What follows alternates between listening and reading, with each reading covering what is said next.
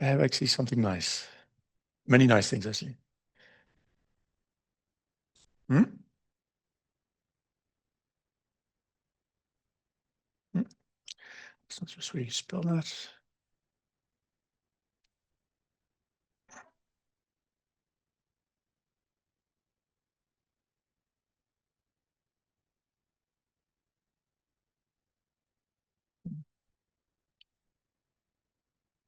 Yeah. I told you about these daughters of emptiness. I just checked the book of myself at the moment. Like, that I'm talking about it, let's read something from it. And the poem that I opened is quite nice. It's a good start of this afternoon now that your mind is sinking from all the food. So I shall uplift it. And this is from a nun is called Shinji, born in the early 17th century in Hangzhou in Hunan province. And she writes as follows, which is, by the way, funny. There's only one Chinese character that I can read in this mountain. Because many of the monastics were called mountain something. They called themselves after the place they were living. And many of the great Chinese Zen poetry was written by hermits. And these hermits were always living on mountain, and then they called themselves after the mountain. And so that's the only Chinese word that I can read. I still don't know how to pronounce it, though. But I see in the Chinese phrase, in the first sentence, immediately the word mountain. So let's see what she has to say about mountains. From the mountain stream, the wind gusts fiercely. When the heart is empty, each and everything is still. There is no noise here or clattering carts and horses. It is far from both neighbors and dusty worldly cares. The leaves.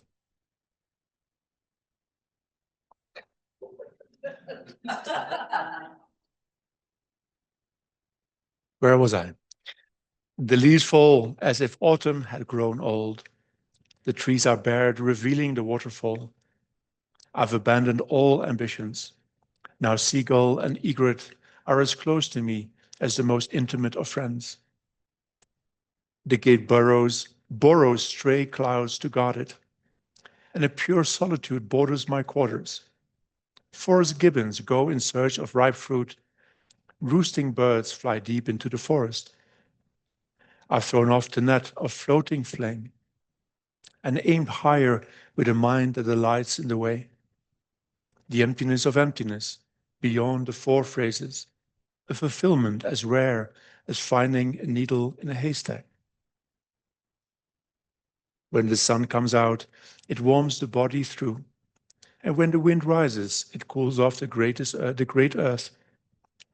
The human heart must face so many obstacles that only the way of the sages can scatter and dispel. Like white jade, from the beginning it is completely white. Like yellow gold, it needs no refining to become yellow. Whether ancient or modern, it undergoes no change, and in each and every place reveals the eternal real. If you can talk like that, eh? Yeah. So, and now we are getting somewhere. I hope we are getting somewhere, to be honest. Yeah. So to be equanimous, mindful is a good start. But you will notice very quickly that mindfulness is fragile. It collapses rapidly, difficult to hold on to. Yeah. And there's something that is maybe possibly partially a language problem. Westerners then have a tendency to start to, if you use the breath as an object, for example, as we did earlier, to start staring at it as though somehow this is going to improve things. Yeah. And that is a challenge. It doesn't.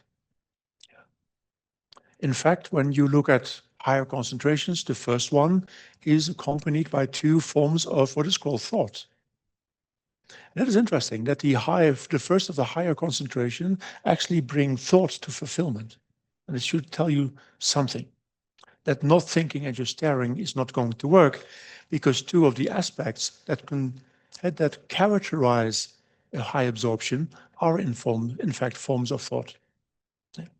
So just to stare at the breath is not going to do much. It's not going to achieve much. Yeah. Now, there's two reasons for that, and I will contrast the two reasons with the three elements of thought. Yeah, then we shall try it. So I said the first two forms of thought are called investigation and analysis. I prefer curiosity and wonder. Now, curiosity, as one of my own teachers, Saidap Upandita says, is like curiosity throws your mind almost at the thing that you're curious about. There's a willingness to go there. Yeah. And so it is to meditate with a constant sense of the mind very actively engaging with the object. Yeah. So you see here already that thinking in Indian culture, in Indian language, has a much broader aspect to it than it does in European language. It's not about linguistically thinking. It is about having an active engagement with the object.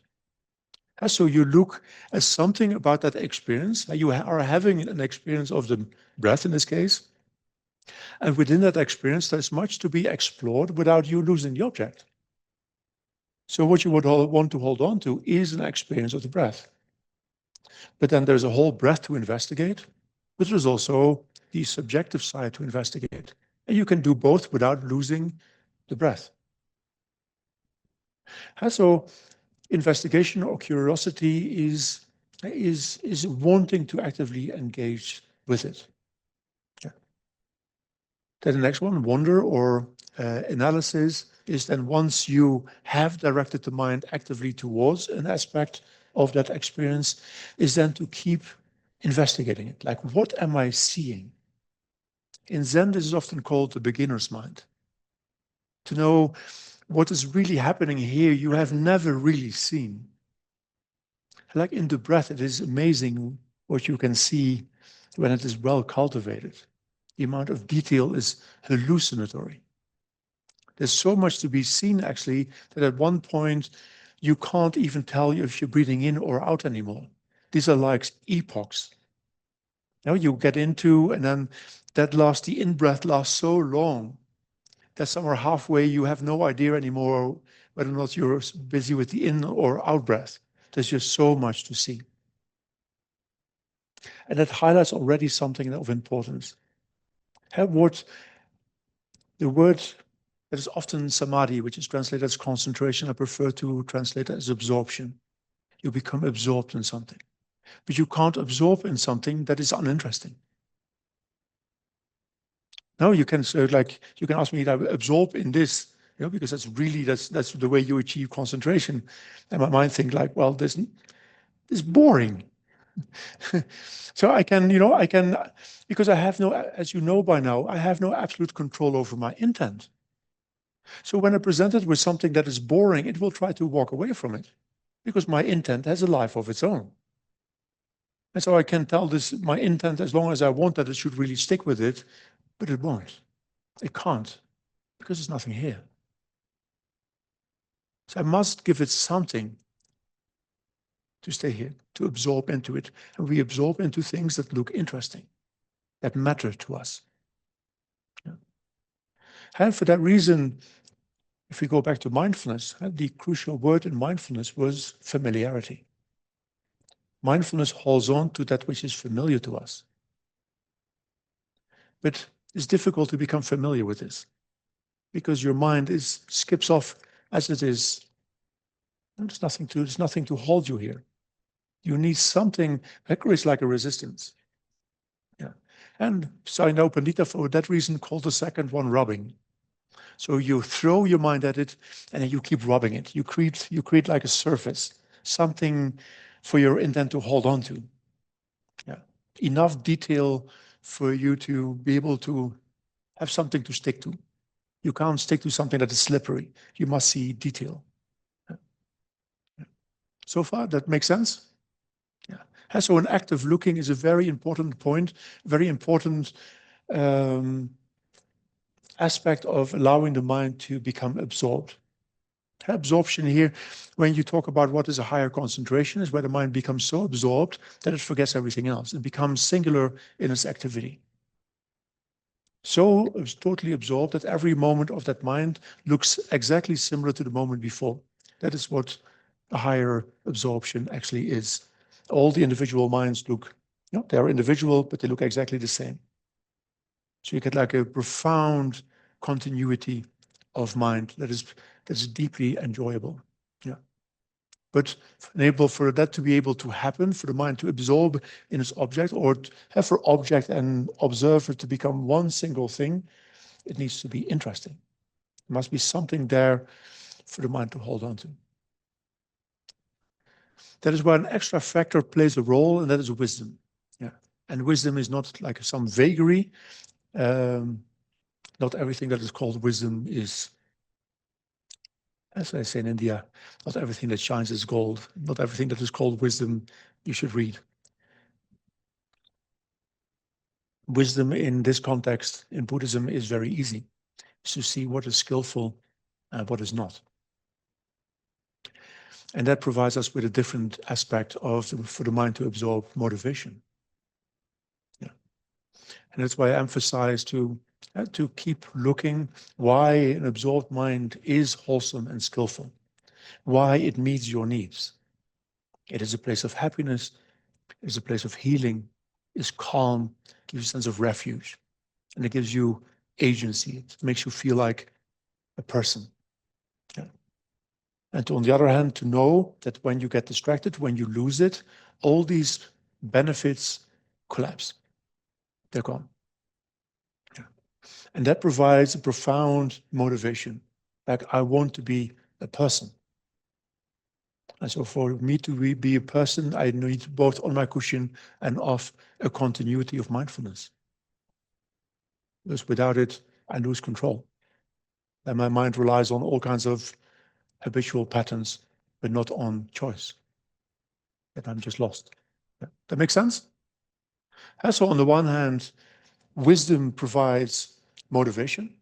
Yeah, in this case, it is the motivation to be free of the hindrances, and that will come back.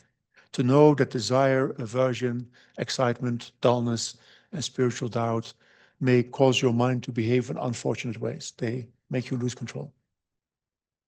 And on the other hand, that mindfulness, equanimity, investigation, analysis, absorption provide you with the opposite. Yeah. When you are held by them, you feel whole. You feel an empowered person. Yeah. In a way, one could say this is one of the lowest motivations that we work with, is simply to find a calm, abiding mind. Yeah. That's easy, no? Yeah. Yeah. But so it shows that, again, that we're not so much doing something, we're deeply looking like what occurs to us. And so we're going to go back to the breath and then observe actively, and to know that you are not only invited to do so, but that is the only way to absorb into the breath, to get a continuity of calm resting with the breath. Yeah. So on the one hand, that you're fully invited to look at the breath as a detailed, always unfolding, changing phenomenon. And to really look at it like with curiosity, like what on earth am I looking at? Oh, when I breathe in, it's cold. When I breathe out, it's warm. There's a pause in between. Sometimes it's longer, sometimes it's shorter. When my mind gets upset, it becomes shorter and quicker. When my mind calms, the breaths become deeper and longer. And these are all very interesting things to observe. And then to look around, like, what does it mean to me to be absorbed in the breath? How does it feel? And we'll get back to that point. That's the cliffhanger for this moment. What the feeling is very important. And so, like in the Anapanasati Sutta, the Sutra on the mindfulness of breathing, this is in a way the first step. We look deeply at the breath and we observe by way of the bodily response that there is an interaction between body and mind. And that when the mind becomes distracted, that your body responds to it in unpleasant ways. So distracted mind is both unpleasant to the mind and to the body. And you use that observation to let everything calm. Observe simply the calming. Let it calm. Not doing anything, not forcing, looking at that calm and how important that is. Yeah? Let's try again. No one debating me. And that is not the case. For me, it's very different. In my head, there is someone behind the keyboard, and yeah, I can do whatever I want with my mind. No one. Okay.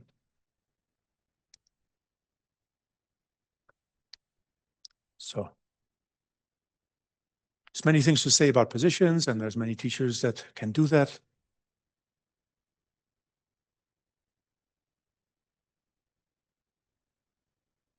But in our case, especially for those of us, the few of us that are not beyond halfway,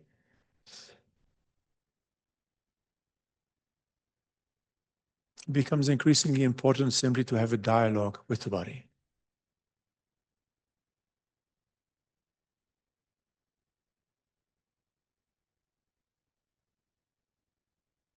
To learn to balance it in such a way that the bones and the muscles and the tendons uphold each other. Like three sheaves of corn.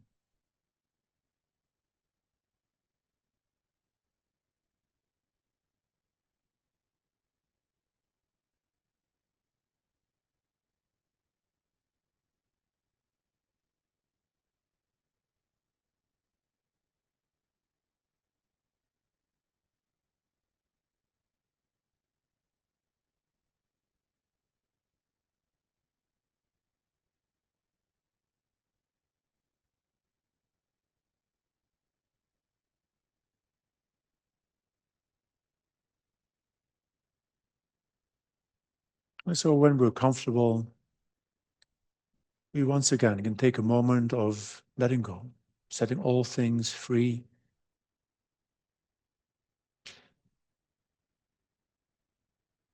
So that we can gain a perfect personal experience with the fact that when we set things free and we set others free, we set ourselves free.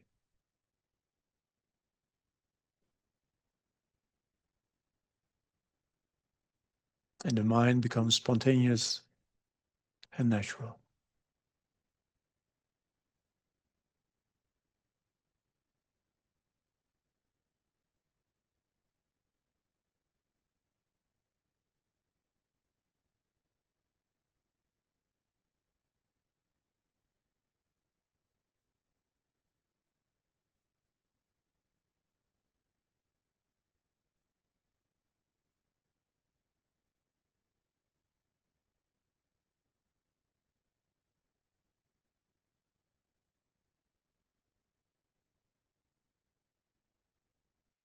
When you arrive at that natural abiding, take a moment to simply enjoy it.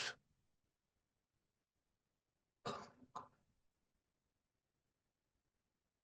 moment of non-doing.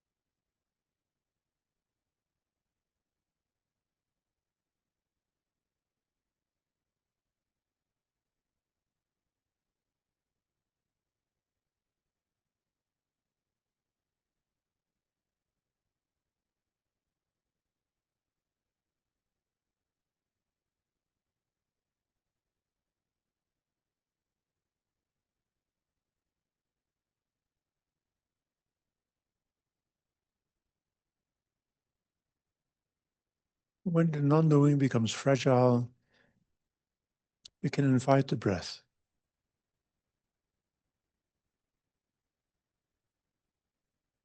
Not as something outside, but to bring that experience as we have it at the entrance of the nose, created by the coming and going of the in and out breath, to the center of our awareness.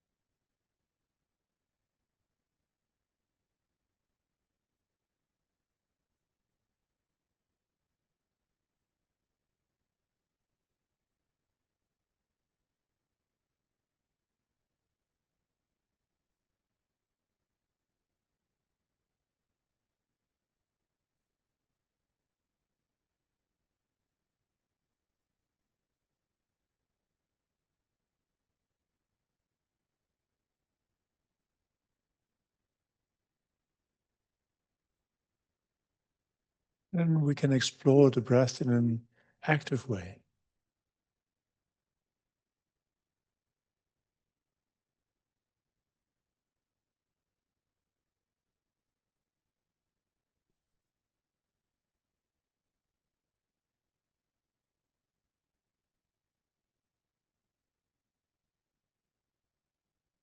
Looking deeply at it,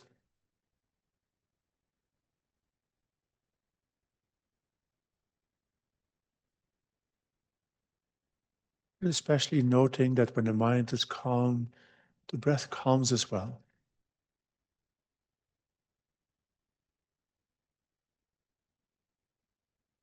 And to observe the breath calming calms the mind in turn,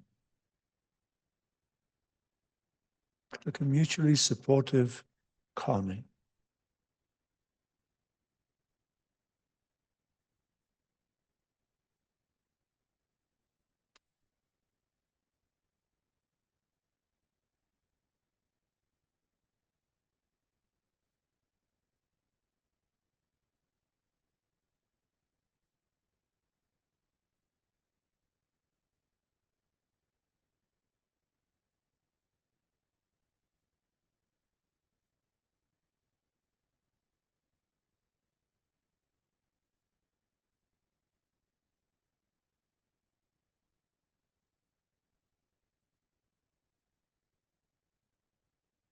Don't try to force the breath to calm.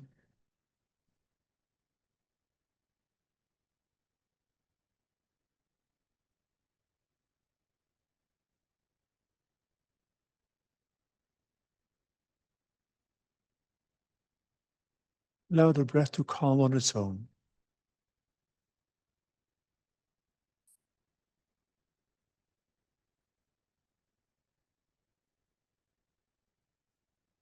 Allow it to respond to the calmness of your mind.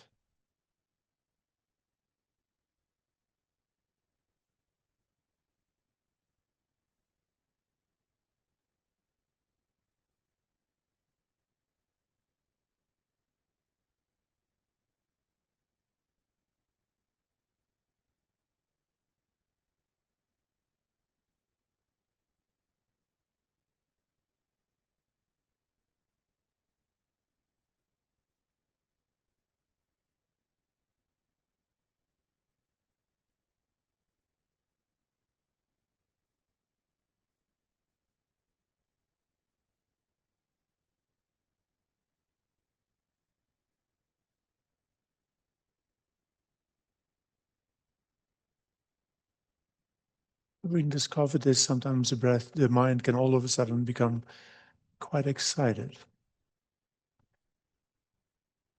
Like, wow, that is cool.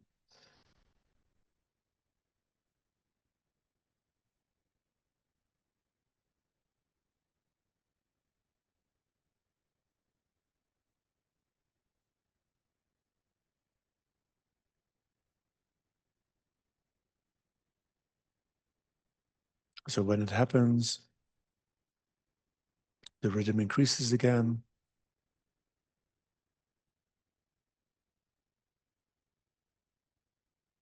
Until the excitement is over and it calms back down.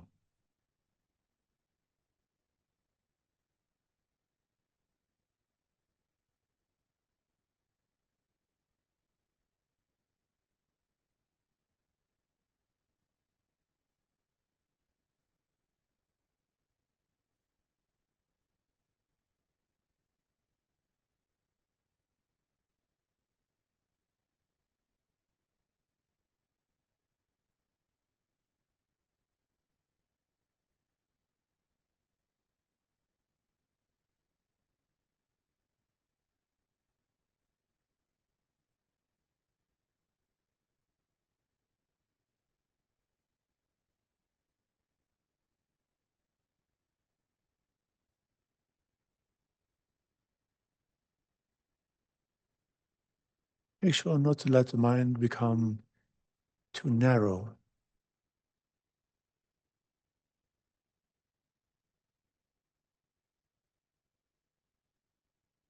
Allow your fascination with the breath for the object to grow in your awareness instead.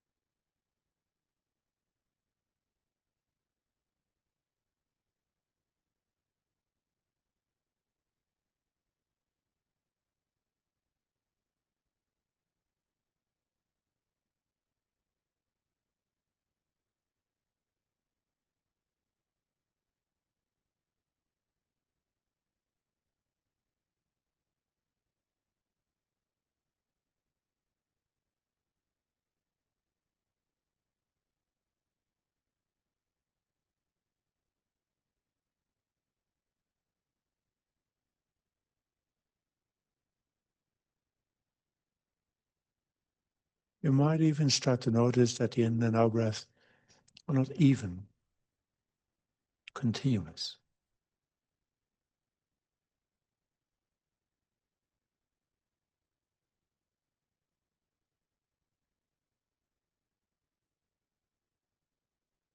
That apart from its four stages, it is almost granular.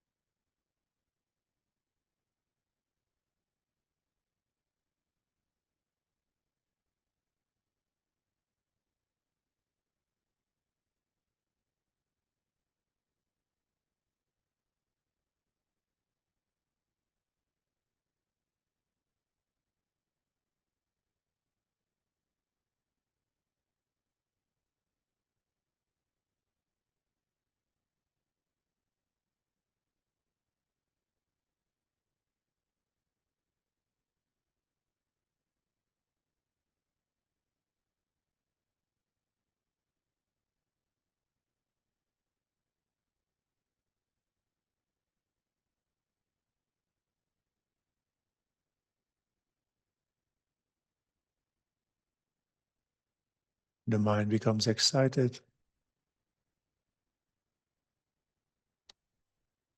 Lean a bit more on the breath.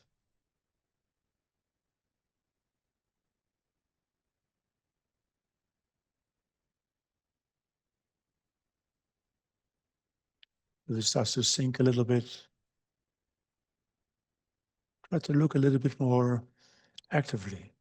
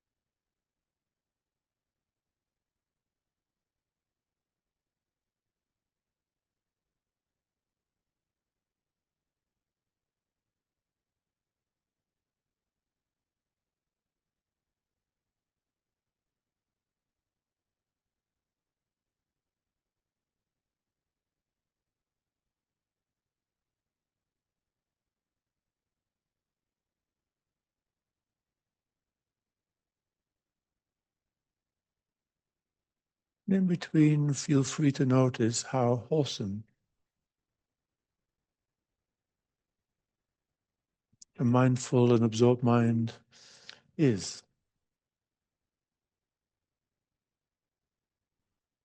And use distractions not as a moment to judge yourself, for you didn't do it,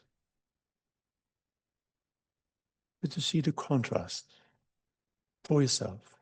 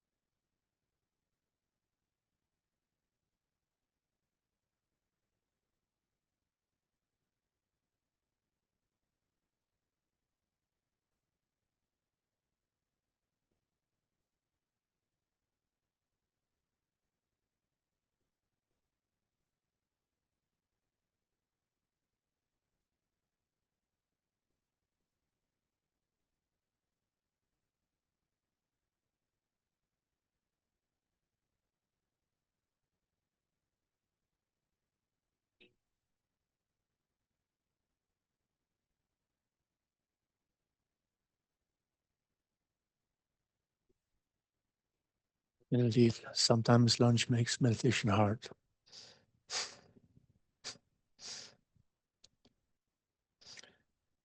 Especially when people bring good Italian food. Should be prohibited. Next time, bring some bad food.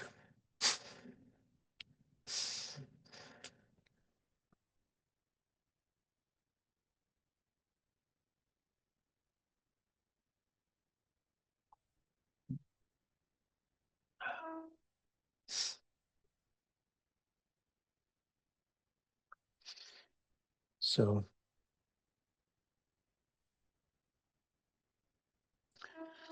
for one thing, you can imagine that. Oh, sorry. Microphone. You said that the mind, to engage with its object, it needs to find it interesting. And I never found the breath to be so interesting. So, like, do you have any suggestions to, I don't know, to engage, to make it interesting, to make it have a texture? Oh, how many do you want? Yeah. That's always a good question. I mean, as we are moving to some other aspects, I highlighted our agency. Yeah. So to use the breath as a way to check different states of our mind. Yeah, that we will go to. But the Buddha highlights all kinds of things to make it more interesting. This analysis and investigation, in fact, need to do a whole lot of weightlifting. Yeah. And so an interesting one that the Buddha uses is quite a nice sutra about this, where he says, you have people that think from time to time, every year, I might die. He says, these are not my disciples.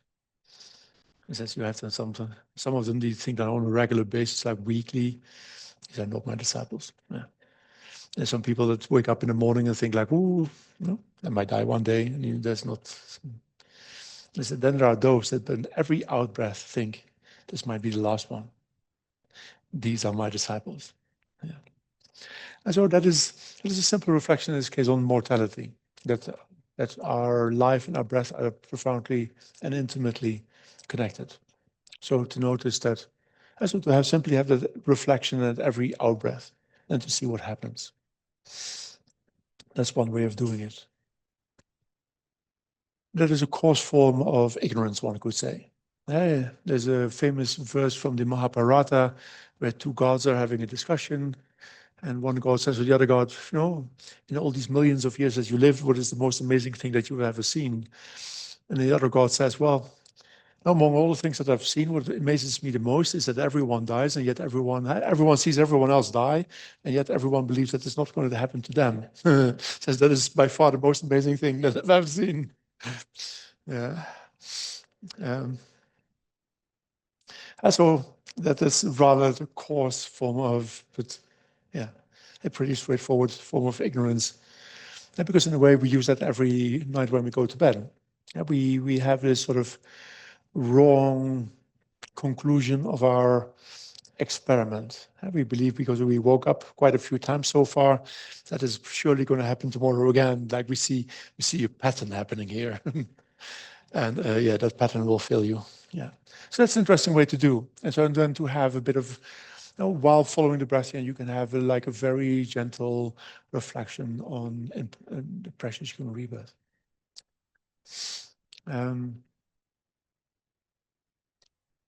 Deeper than that, but that takes a moment. And I did not immediately want to introduce it because that can be quite stressful in the beginning, is to see that the breath itself is impermanent. So that in fact every moment is quite distinct. Yeah, there's a lot to be gotten from that. But that takes a bit of provoking to make that visible. There's a specific, there's a number of tools that one can use for that. One is really nice, but if you're not used to it, it can be, our weekend together is too short to really do that. Sorry, I need to give my knee a bit of ease. Yeah. See, old age, and then you know what's coming next. Yeah. sickness and death. Yeah. So that will be a deeper reflection. We're going to do another one, and that is, we'll do it a little bit later, where maybe tomorrow, I guess, where the real thing to investigate is that things are selfless and empty. Yeah, to have an emptiness reflection on the breath. Yeah, and these things make it more interesting. Yeah, but there's enormous amounts of techniques that one could possibly use. Yeah, yeah. One thing to mention as well is that, on the one hand, there is there's advantages to the breath. The Dharma describes a great range of meditative objects. And the breath is commonly used because it is an antidote to mental proliferation. It's a beautiful word for blah, blah, blah, blah, blah, blah. Yeah. Also, it is a very helpful tool for calming too much thought. Yeah. So it is a very broad object in that sense. Yeah. But when it doesn't work, there's always the freedom to take different objects in the end. Yeah. Yeah. So we have an idea. So these mental factors do a lot of lifting, and they will lift much, much more. But the thing is here to see that there is ways of thinking, of having active engagement with the object that do not involve like linguistics. And that is, especially for those that are used to the Gelug tradition, that is sometimes an oversight. And we think that when we have calm and we analyze that this is empty, that we do mental blah, blah, blah, and that is not happening. That's not even possible. But we have the choice to look very actively in a sort of preconditioned way. Yeah, that is what you can do in calm abiding. Yeah, you can't have calm abiding and talk away a lot. That's not possible. Yeah. So far, that's still with me, still awake, sort of.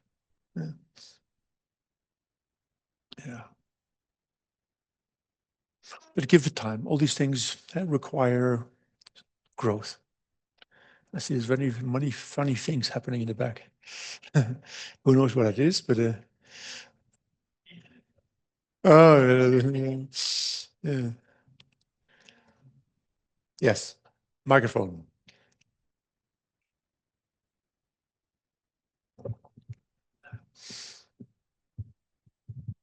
Hi. First of all, thank you for the teachings. They're great right now. I read probably about 20 years ago in a Zen book about a student and a master walking together, and the student complaining about the breath, the breath. I'm so tired of the breath. It's boring. And the master was, walking along, and they came upon a big barrel full of water. And the master took the student's head and dunked it in the water. And of course, the student was flailing all over the place, and he pulled the guy out of the water and said, "Now, how do you think how boring the breath is?" Oh, that opens opportunities. Do you have a bucket? That's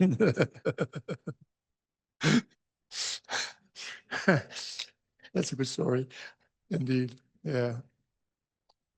But one thing, and that maybe is also something to highlight, we have an enormous inclination not to engage in active looking. And then the breath is indeed boring. And that is a pervasive, we all have, and that is a problem with it. That's why I really don't like the word concentration, because when we think about concentration, we think about not thinking. And that is really not working. And so you really need a lot of active engagement, especially at the beginning. There's a lot of activity to be done. As on the one hand, you must look deeply into the breath, but it's very important to look at what distractions are coming your way, as does dullness, inevitably. Yeah. Especially when the lasagna is lying well. Yeah. It's coming your way. And so what you do is to have a very active policing, looking at the quality of the awareness, observing the breath. So that the moment a bit of darkness starts to arise, that you immediately intervene with a bit more activity. So in the beginning of training in absorption meditation is very, very active, actually. Yeah. And we all have the intuitive feeling that activity disallows absorption, that somehow it hinders it. Yeah. And then we get lost in distraction and we don't see the joke of, of that combination. Yeah. Yeah. On the other hand, these types of things take a moment. And to throw in a funny story is that at one point I did a longer retreat in Lumbini, Nepal. Yeah. And some of you have heard about her. I always joke, if you want a kind meditation teacher, find yourself a man. If you want to be kicked into nirvana, then find yourself a woman. Yeah. And so I still have a photo of her. I saw her last year. It was quite funny. On my website, I don't like self-promotion. I think it's much nicer to promote those that you stole your things from, as it were. And she, for the first time, I did not know she traveled at all, but she was invited to come to Holland, and she was unsure anymore when the retreat that she was leading was starting, and she was Googling her own name in Netherlands and found my website rather than the place where she was doing the retreat. And so she wrote me an email, and he went to see her, and I have quite a nice photo of her. And when she's sitting next to me, she looks like the sweetest thing ever. And I said one of few of my students when she did in the Holland retreat, and also, oh, she's so cute. Of the three students of mine that went well without, I sent one to Nepal, and two of them went on their own accord. The first two were guys, and both ran away within days. Like she's insufferable. and the third one came back pretty traumatized.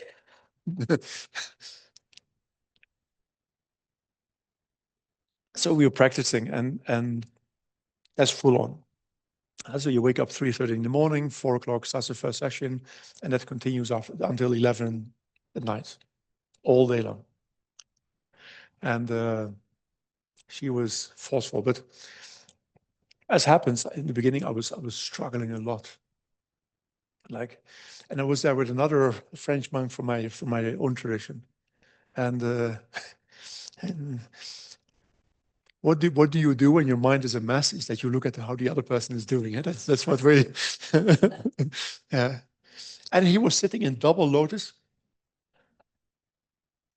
I hated him with every bone in my body. You're not allowed to kill your fellow monastics, but I was this close. But that's a pointless mental activity. So at one point you become wiser and you give up on this sort of stuff. 3 months later, bit by bit, I got there nevertheless. It's just a matter of hanging in there, and I grew in trust in her.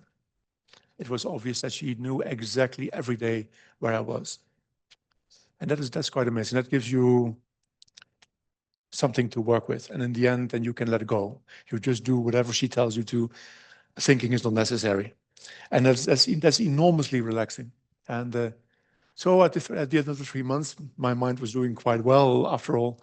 And I remember one point we were sort of closing off the retreat, and I went to see him, and he took one look at me after 3 months of. I said, "How was your retreat?" And he says, "This I never ever do again." He has survived a 3-month-long nightmare of fighting with his own mind. So never look at the person sitting next to you. They're suffering worse probably than you are. So just happy meditate on. Your mind will find its own way, but it takes a moment. Yeah. Yeah. What is the other side of it? And that is encouraging to say, and that brings us to the next factor in a way, is that in the beginning, what you struggle with is you impose yourself on the mind. That's always this forcing rather than facilitating. Yeah. And then the mind resists and gets tired of you and then becomes dull again. And you end up endlessly going back and forth and whatever you have. But slowly, what you don't realize is that in all this mess, and that was the first time I did that type of calm abiding retreat that intensely.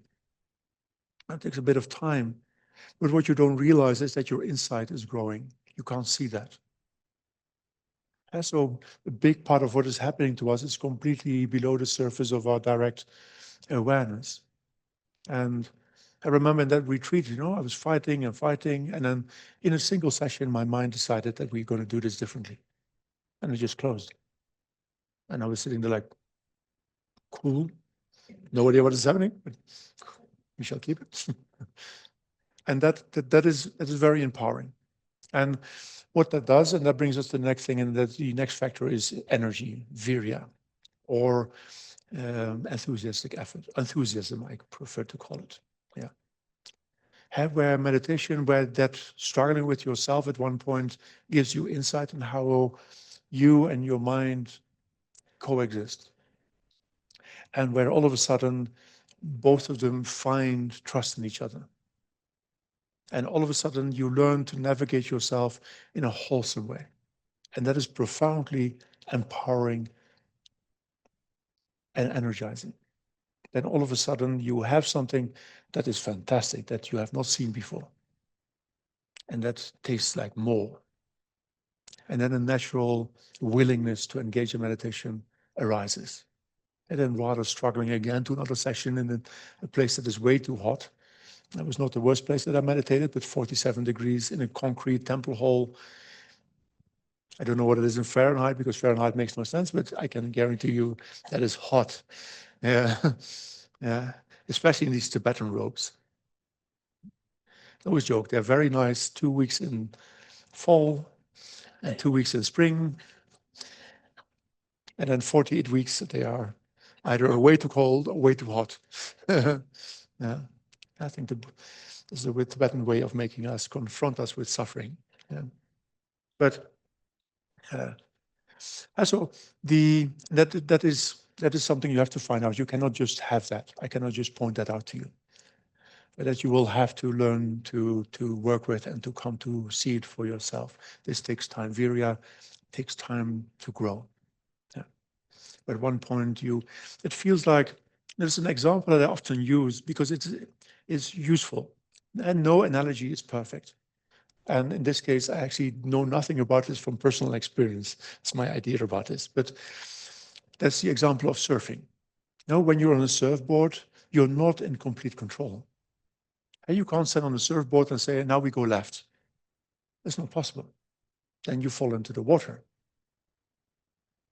And so there's a when you acknowledge what the currents are doing, and when you acknowledge what the wind is doing, and when you acknowledge the dynamic of your board and the size of your sail and the distribution of weight in your body and so on and so forth, you can learn to navigate with it. You can't navigate despite of it, but you can only navigate with it. Yeah. So you can use what is present to go in one way or another. And meditation looks much like that. There's no absolute control. There's no one at home to have that absolute control. But our insight can learn us to navigate. So you have the current of the mind, you have the current of the body. In the mind itself are many different currents happening. There's karmic currents. And at one point, you find that all of a sudden you have become quite good at navigating these different currents that you find within yourself. And that is profoundly empowering. It gives you all of a sudden a very, very new and pleasant relationality with yourself. Yeah. That is, for one thing, much more caring. Yeah, there's a lot to build on. Yeah, it's really a moment of great emancipation. Yeah. Then, so that makes a bit of that makes a bit of sense. Yeah. And here, there's one thing to add to it, is that in the beginning I highlighted that one's first motivation for engaging, in this case with calm abiding, is to see the disastrous effects of distraction, of the 5 hindrances. They are unacceptable. They are way too risky. Yeah. And on the other hand, the great benefits from calm, from a concentrated, absorbed mind. So that is a great motivation already, to see the difference between the two. But the great thing with enthusiasm is that enthusiasm is, of course, is a motivator. Yeah. You develop a new relationship with yourself that allows you to navigate yourself much better than you had ever managed to do before. Because especially as Westerners, we live in a culture where we are always enforcing things. We have all these preconceived ideas that we are supposed to be able to live up to, and most people actually can't. And because of these fixed molds in which no one really fits, we all feel not good enough. That is inevitable. Rather than saying, well, we're all pretty different. No, we are extremely complex beings. No one fits in a modern school system or a modern corporation. These things are not made for human beings. And that we pick up as a habit. No, and especially with those with a slightly Protestant background, like me and my mother, hey, we often have this innate sense that if we don't enforce something on ourselves, if we are not judgmental, that we lose control. We are often very fearful of letting go of that very judgmental, controlling attitude because we might lose everything. Like, if I don't do that, then what? Because it's so inculcated in our upbringing, in our culture, that we think like, when I don't do that, I'm going nowhere, become lazy. It's not the case, because we just don't have other experiences, we don't have alternative models.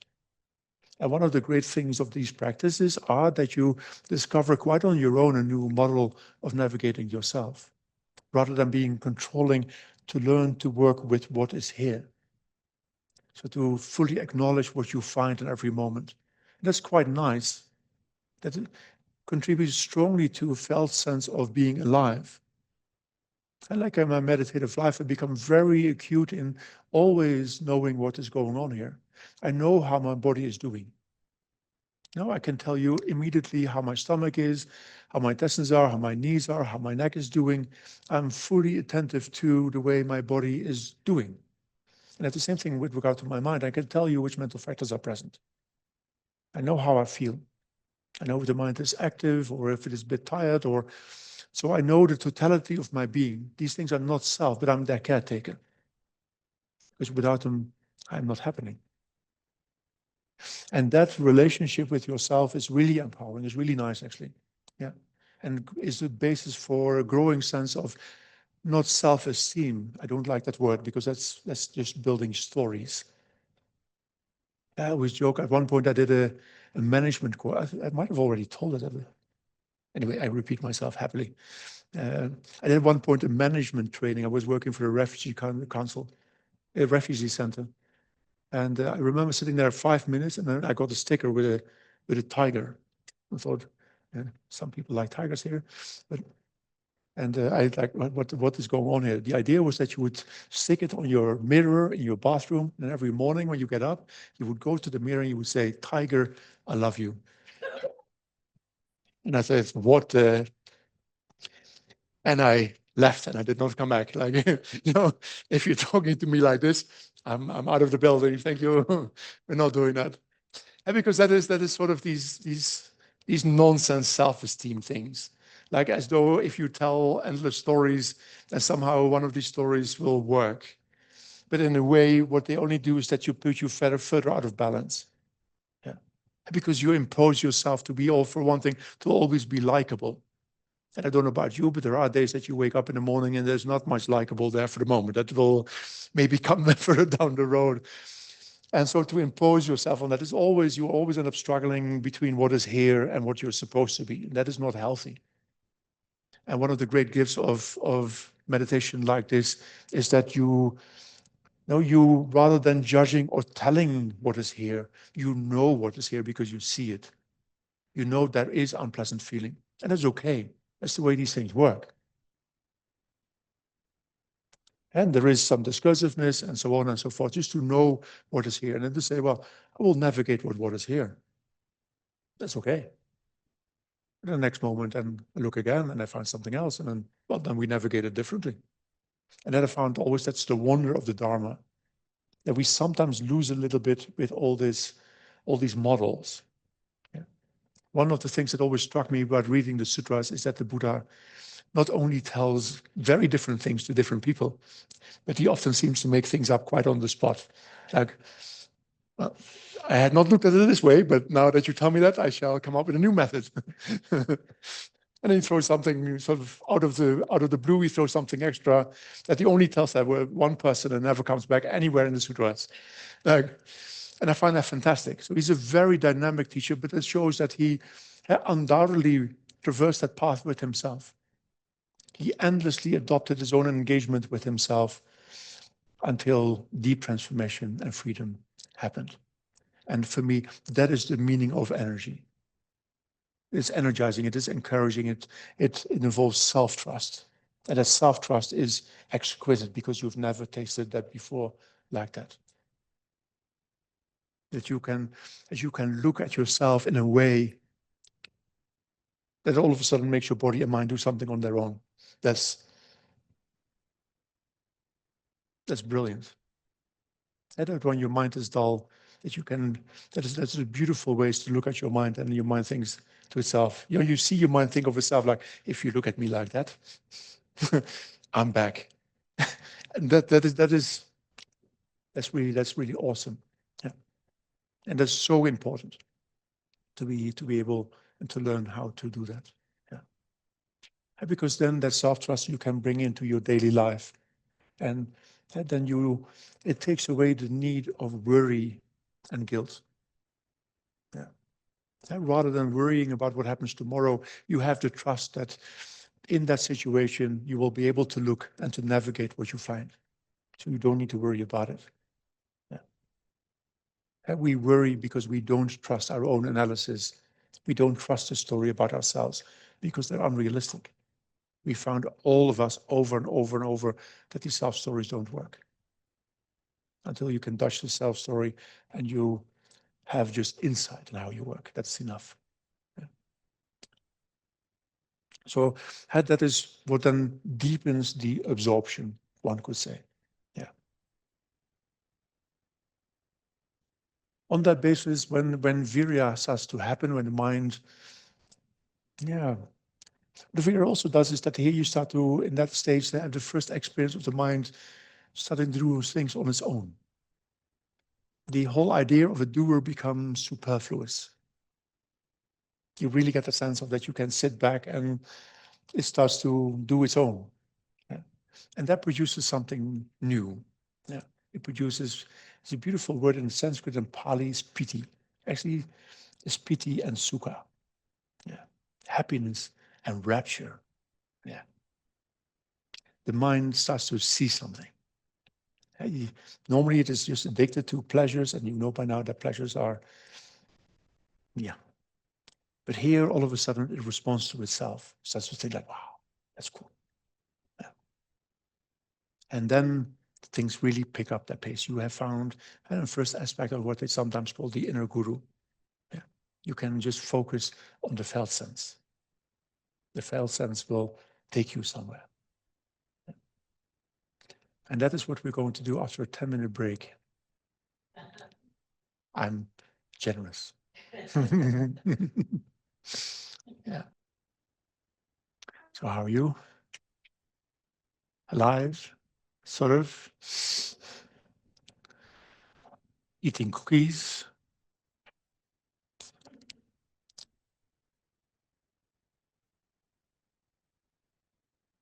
That's it? Mm. Yeah.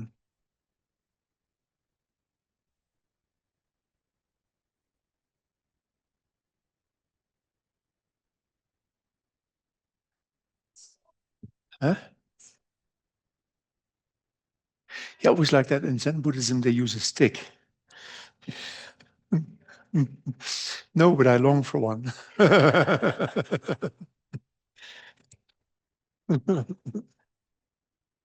Yeah, wrong tradition. Yeah. Although that makes a funny story in between. I remember at one point, I went to Drepung Monastery in southern India, where His Holiness was teaching. He's opening a new temple called the Losang Temple. And there were geckos, disciplinarians all around for monastics. Young Tibetan monastics are wild, to say the least. And so the disciplinarians have sticks. Yeah. In fact, they often take like wire and they wrap it, and then and they don't mince meat. But then I found out that the instruction to the disciplinarians was like, um, don't hit Westerners. For they hit back. Which was quite funny. Yeah. So at least I never got beaten. Yeah.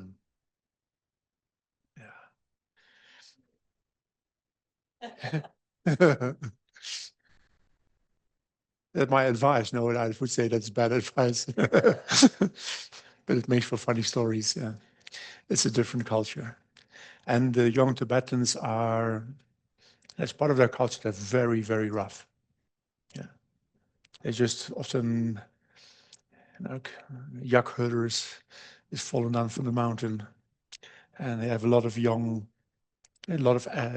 testosterone to spend. Yeah. And so on the one hand, they need to find out that between themselves, but some discipline is necessary, and beating there is still part of the culture, although it is disappearing. Yeah. So I'm not encouraging this at all. I think it's a very bad idea, but yeah, it's made for a good story.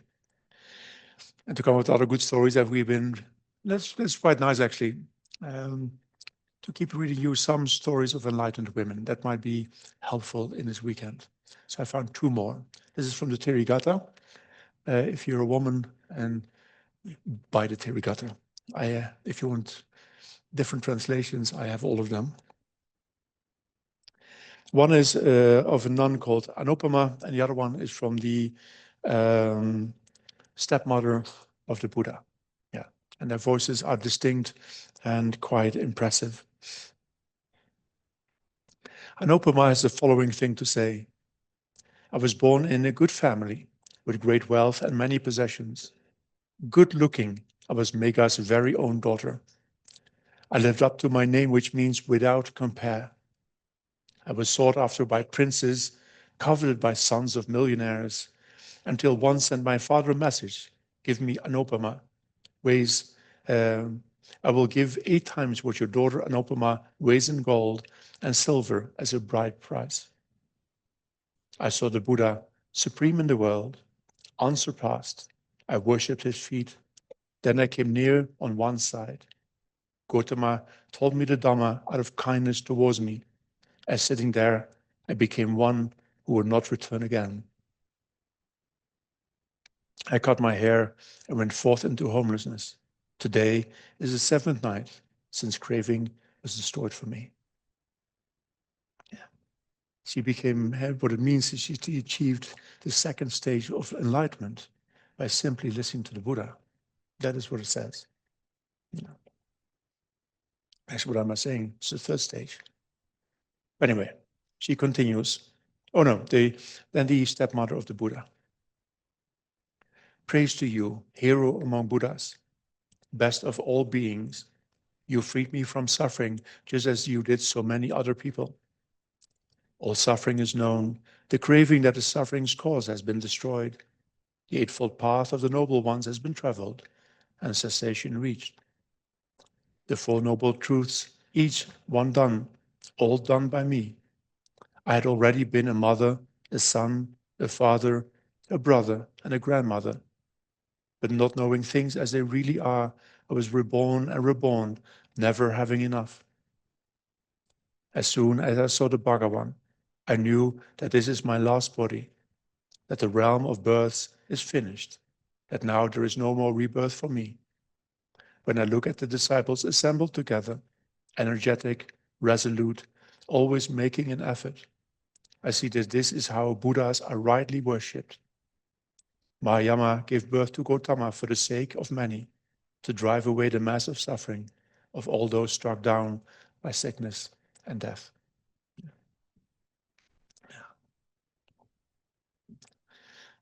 They're quite powerful ladies, those. Yeah. You'll find them very inspiring to read. Both, and well, maybe to say something a little bit about this. The Buddha created a monastic community for people to step out of the demands of society. Had a classical Indian society was one of great strictures, quite enormous limitations. People were not free. Almost everyone was owned by someone else, and in the end, everyone else was owned by the king. That was bad enough for men, but that was worse for women. And the Buddha created the first organization for women run by women in world history. And a lot of them joined and did exquisitely well. Many of them became great teachers, which was unheard of at his time. It also shows something about the renown of the Buddha, that in an extremely paternalistic society, there was enough faith in the Buddha in order to accept that he trained female teachers. Yeah.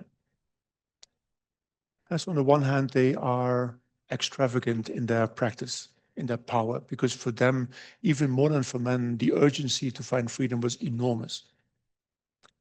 The things that they struggled with were full on. You encounter a lot Mara in these stories. And Mara, of course, is the great whisperer, the negative force in our own minds. But when you read enough of their stories, you find that in most of these, Mara is a euphemism for men. And they struggled a lot even after the ordination. And so that with all the struggles, with all the encounters that they had, that they managed to do what they did is extraordinary. It makes our position quite a relaxed one, although the Buddha's work is still not entirely done. And that is the other aspect. What I appreciate a lot is that there's a similar collection of male monastics, and they are equally very inspiring, but don't show you much about their relationality to the Buddha, apart from one of them, the way we all will read them tomorrow for the man. Yeah. Angulimala, the great killer. But what is exquisite about the voices of these women, that they tell you something about what it was to meet the Buddha. That to be seen by him was to be reborn as a person, because they were possessions. They were possessions of men, and he made them into people. Yeah. And that is quite something else. And so I always think in that sense, yeah, I always feel for myself as a practice, we talk about something abstract as like faith. And faith is heavily abused in our language, doesn't mean anything anymore, apart from imposing unverifiable things. My faith or my trust in the Buddha comes from these stories, from seeing who he was to other people. Apart from all the magnificent qualities that Buddhas might have, for me, that is the most important of all qualities. He set people free by looking at them. Yeah. And I know what that means, because my root guru did exactly the same thing. When I first met him, I felt different. To be with him was to be different. Yeah. And then you know that someone has accomplished the path, and what it really means to serve only others, because that's what he did. And the Buddha became enlightened and then served others for 45 years, well into his 80s, only working for others' benefit, on and on and on. Yeah. And to hear that, to read that in these voices of these women that needed him above all, is quite something else. And for me, that is where my faith comes from.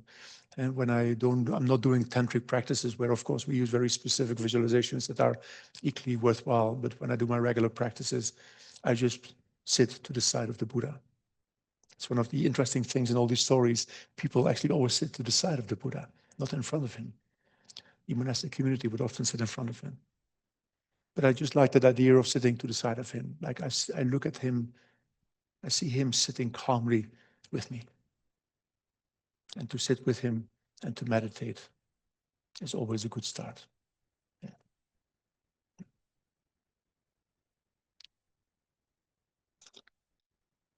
So, find a comfortable position. Let's sit with the Buddha for a while.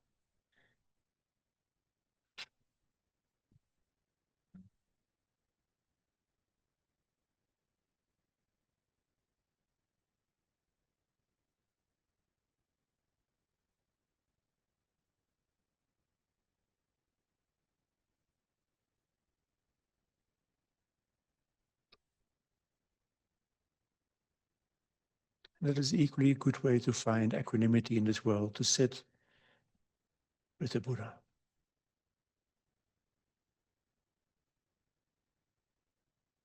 Somewhere in a forest, some kusha grass to make us comfortable.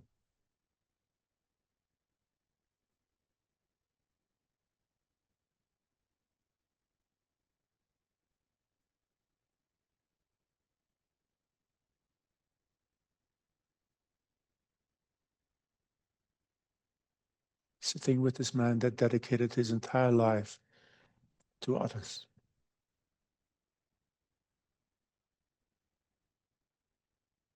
As he said it himself, that was free of the conceit of I am.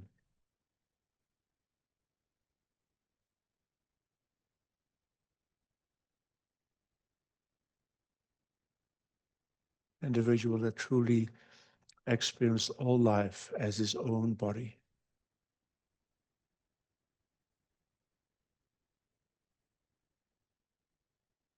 Without judgment, without conditions, without discrimination.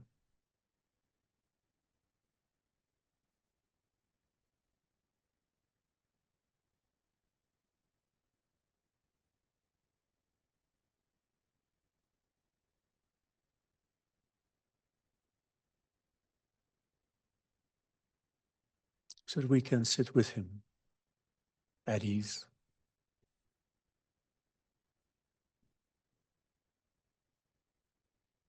Letting go of all opinions and self-views.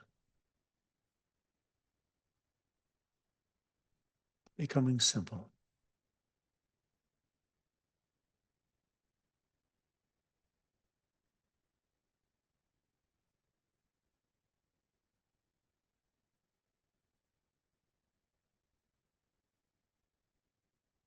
Navigating with care our body and mind.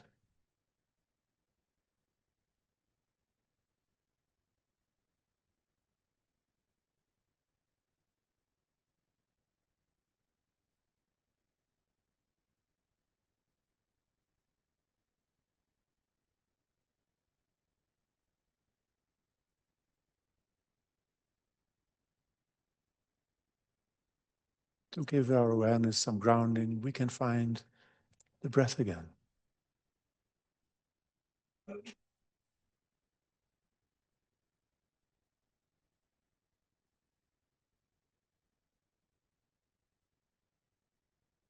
Maybe gently investigating how it calms with the calming of the mind.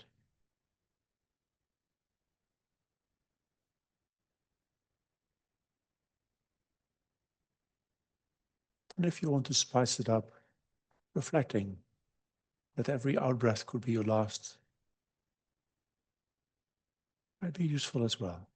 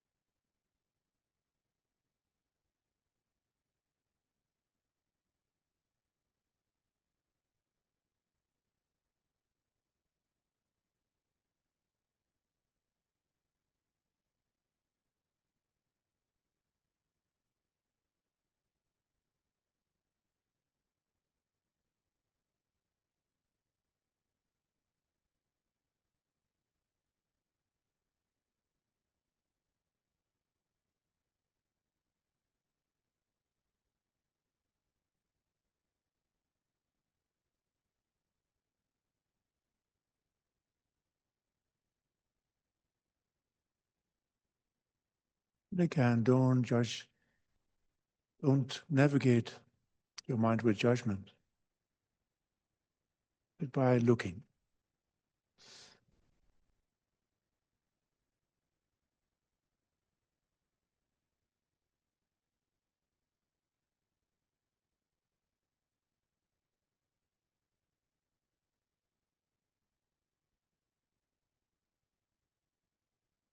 Recognizing distraction and dullness as unfreedom,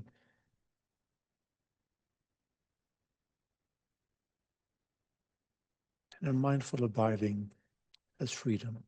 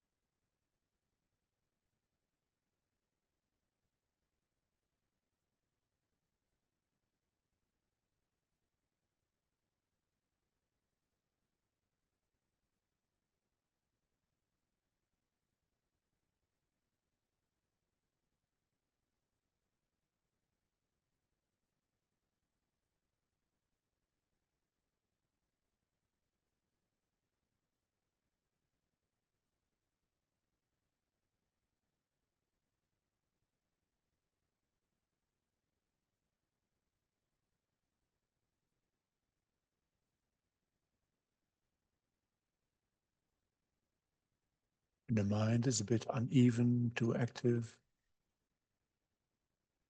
allow yourself, as it were, to lean on the breath a bit.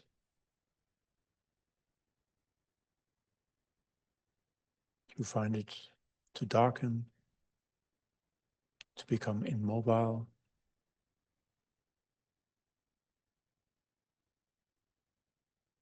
Try to investigate it a bit more actively.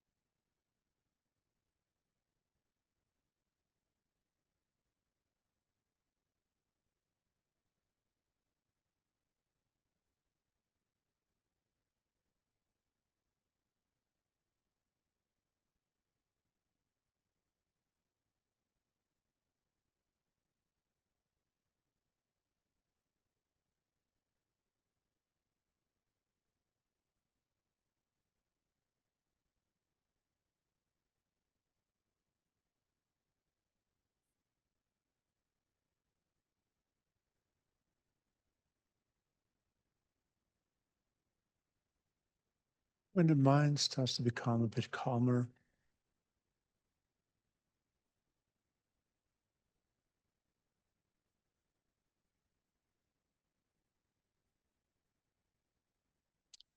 to pay a bit more attention to the subjective side of this experience.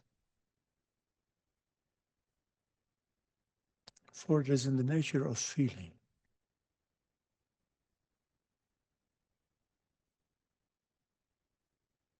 Explore how it feels to be absorbed, mindful, curious, and full of wonder.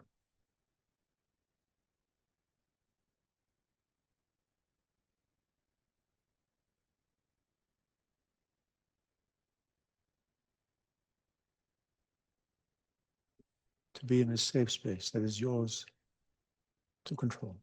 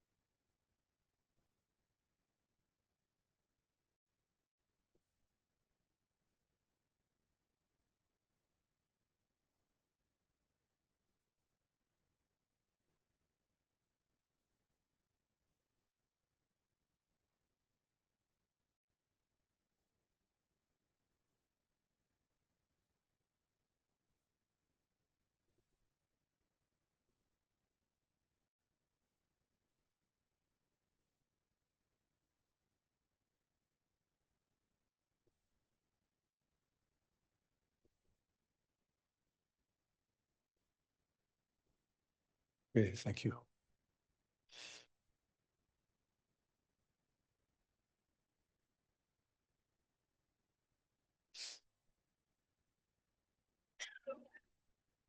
So now we're really getting somewhere.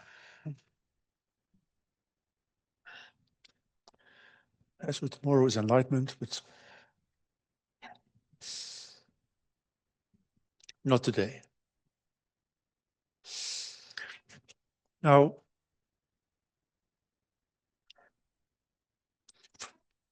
if I would have to say it a bit scathingly, I would argue that no normal life for the untrained mind is distracting oneself from the disadvantages of distraction.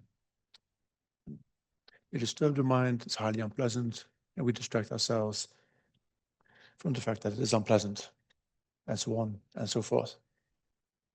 You wake up in the morning, you don't know what to do, you binge watch, you feel horrible, you go to bed, have a pizza in between.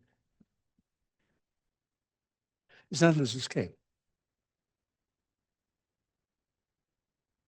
And that escape is posits an enormous burden on both the body and the mind. We just have never experienced often ourselves without it. And so it is difficult to recognize until it's gone. Yeah. It's like almost to, well, it works quite well when you've been walking around in a strange city where you don't trust the toilets. You might go around for quite some time with a burden until you find the place that you were looking for. And then you realize how heavy that burden was. In this case, this is a burden that we had for a long, long time. We think this is normal. So here, this felt sense, piti and sukha, is where the mind starts to grow a sense of well-being on the basis not of addiction to external things, but on its own freedom. Okay? I highlighted before, pleasure, the positive sense often is provoked by release. And here you have a long release. I found many Western meditators again have great difficulty finding it because we're very goal-oriented and very judgmental. Yeah. I was joke. At one point I woke up, I was staying, and a friend of mine, my friend, we differ 20 years, but we grew up in the same era. My father was from the 1920s, her parents as well. And we woke up on Sunday morning at 4 a.m. To do things so that we would deserve the free Sunday, the Sunday off. Yeah, and then you realize what you're doing. Like, who comes up with such stupid ideas? Yeah. Habit means that we're very goal-oriented and often don't allow us to pay attention to pleasantness because we have this sense that we should deserve it first somehow. And in this case, it's the opposite way around. This is not something that you should deserve. It's something that you should notice. Yeah. When you notice it, piti and sukha has like a physical component to it. It's like a slightly more embodied aspect. Piti is a bit more cerebral, but also more effervescent. Siri believes that she's talking to me. I'm talking to her. No, I'm not. Siri, go away. Yeah. It would be nice if Siri also achieves enlightenment. At least she would answer my questions in the correct fashion. But on the one hand, when you notice them, you get something really encouraging to absorb. It becomes self-fulfilling. That the process that you're in now becomes self-sustaining. It produces its own energy. Yeah. There's pleasantness coming from it, which invites you to absorb deeper, which brings more pleasantness, and so on and so forth. So it's very important to acknowledge what it is there. It can also in the beginning be difficult. So on the one hand, it can be difficult in the beginning because we have difficulty noticing it to begin with. It might be difficult to notice because in the beginning it's very nuanced, it's very gentle. And it's like I often compare it to, when you're habituated to eating at the McDonald's every day, and then someone brings you to a 5-star restaurant, you don't taste anything at all. When your tongue is used to a bombardment of salt, sugar, and fat, and then you get like a nuanced plate of taste, then you don't taste anything at all. Because in the comparison to the bombardment of whatever is happening to you, had been happening to your tongue, this does not make, your tongue can't make any sense of it. The same thing here, like, pleasure, these temporary reliefs are very strong and powerful bursts. Immediately leave also an emptiness behind. It is like McDonald's food. That's exactly also what it was supposed to fulfill. And the monastery, we were always joking that if you were hungry in the evening, at least you could eat McDonald's because it's not food. Yeah. Monastic jokes. Yeah. Yeah. Also in a monastery, humor is very important. So that constant bombardment of very short bursts of freedom leave you quite unqualified to notice this very gentle sense that starts to grow within you. It takes time to acknowledge it. But it's very important to do so because it purifies body and mind. So this weight that this constant pressure within you has put on you is in fact gradually liberated, released, calmed by that deep sense of inner joy. It massages everything into healthiness, one could say. The tantric tradition gives a very good explanation of this, but we leave that to the side for a moment. It's more important just to learn to notice it.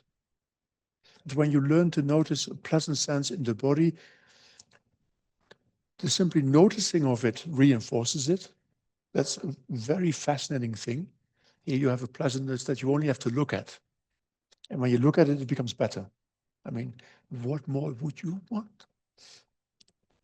And that pleasantness calms the body. It starts to pervade the body, starts to sort of drift through it, which then allows the body to relax. Your muscles, everything starts to relax, starts to feel a little bit more at ease. And the same thing is true with piti and the mind. So it's important to explore it. So to whatever you're focusing on, whatever your meditative object is, not to disregard it, not to over-focus on the goal, but to know what is here. Your mind will find its own way to the goal. We study these things in order to have trust that it will work, but you don't meditate like that. No, to meditate like watching a like, it was 5 minutes, still enlightened. You end up disturbing yourself all the time by your judgments that you don't want to do. You want to sit with trust and then simply to look. Let the looking do the work. Because, all of us are different. It needs to be done. And it's most pleasant to do. That should be the only reasons to sit, not getting anywhere, because that is very different for each of us, how that unfolds. And you can't say what is better. We all have slightly different inclinations. Some of us are very easy at developing calm. Some of us are very easy at developing insight. Some of us are really easy at developing devotion. You have to learn to navigate your own mind. Maybe calm is not your best thing, but maybe insight is. Then that is what you work with. And so don't fall into the trap of comparing with others because you end up wanting to kill your brothers. And that is not a wholesome idea. Yeah. What is more important is therefore to have a deep analysis of the present. So to know when the mind is deeply, for a moment, even if it's 2 seconds, deeply absorbed, to have a deep knowledge of what that was. What did you have?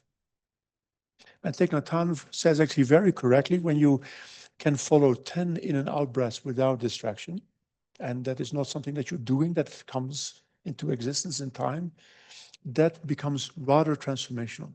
This period is long enough for these piti and these sukha, this pleasantness and rapture, to grow enough to become really noticeable. And that is profoundly, that really changes a lot in your practice. On the one hand, because now you know just to have trust. Let your mind calm down on its own, and then these 10 in and out breaths will come by themselves. And once you find it, it becomes self-sustaining. You find your source that then becomes a tool in and of itself to further calm body and mind.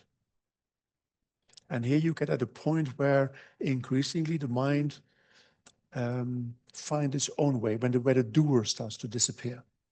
So in the beginning, you're still struggling a little bit, and we really want to try to force ourselves into concentration.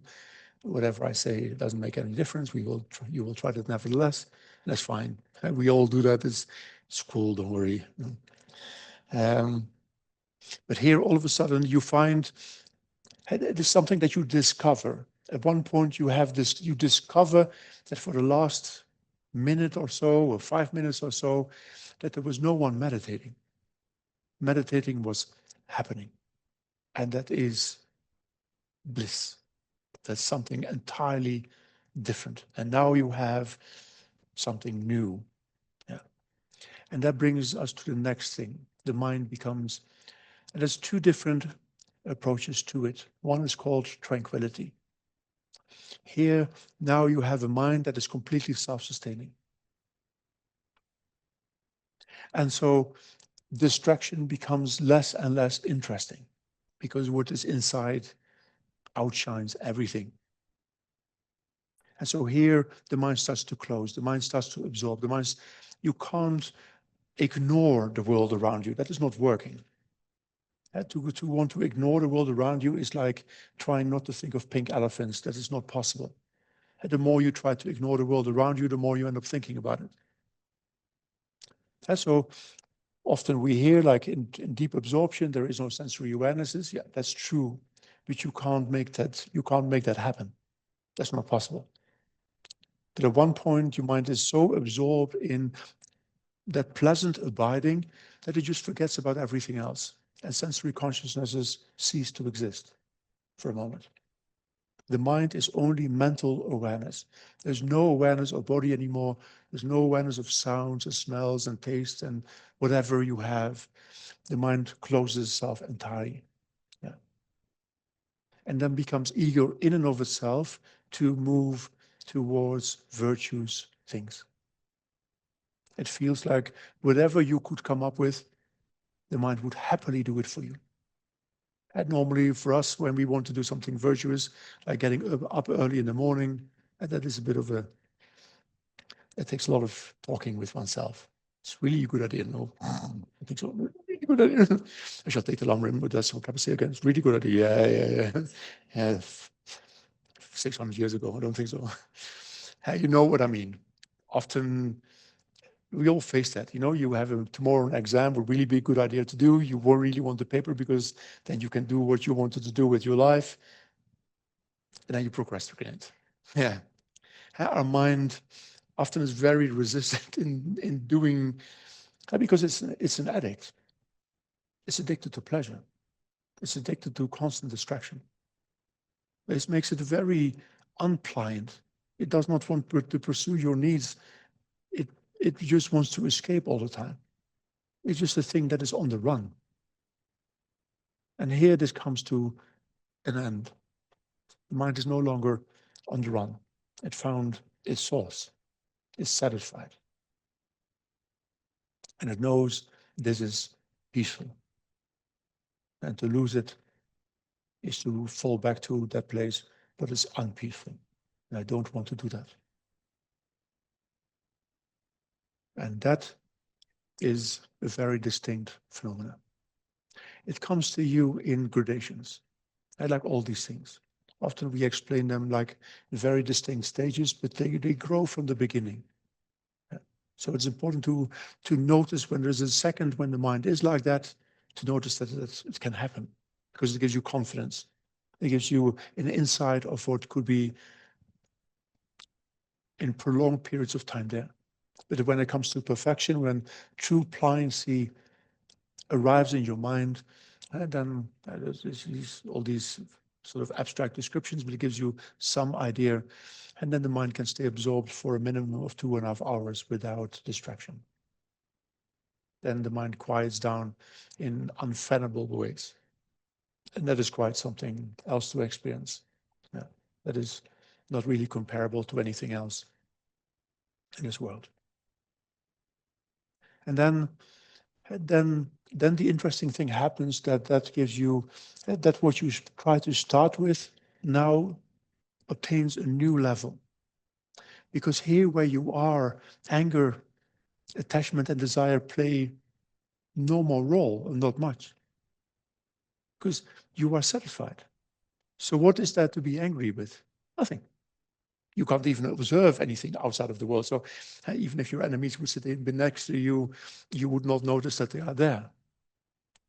So all these angry thoughts will not arise. There's also nothing to desire other, because what you are having at the moment is better than anything else. I mean, it makes pizzas look pretty bleak. Yeah. So these things stop.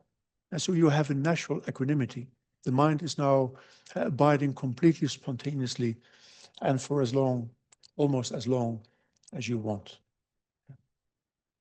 And that is called calm abiding. Then you have truly a happy abiding in the here and now. Yes, microphone. To your neighbor. Um, what I'm hearing, and maybe please correct me, is kind of overall the actual object of meditation is this piti and the sukha is the thing that is attractive. And so the mind really wants to absorb into it.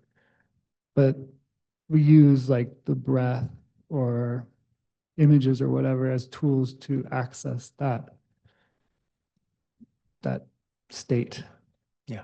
Is this correct? Because you can't conjure it up. Uh-huh. It's the mind responding to itself, to its own freedom.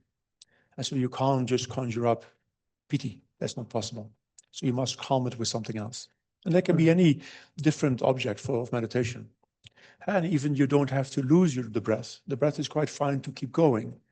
What I want to highlight is that we often think, and that's even a problem even in Asian languages. When we think about concentration, we think about something narrowing, like focusing. But that is here not the case. It's rather, and it is a really linguistic problem. Many meditation teachers have struggles pointing that out to their meditators. So we over-focus on the object, which is a great struggle at the beginning, because if you over-focus on the breath, you're not aware of the subjective aspect. So you never see, for example, distraction coming your way. In fact, you can notice it quite well in advance.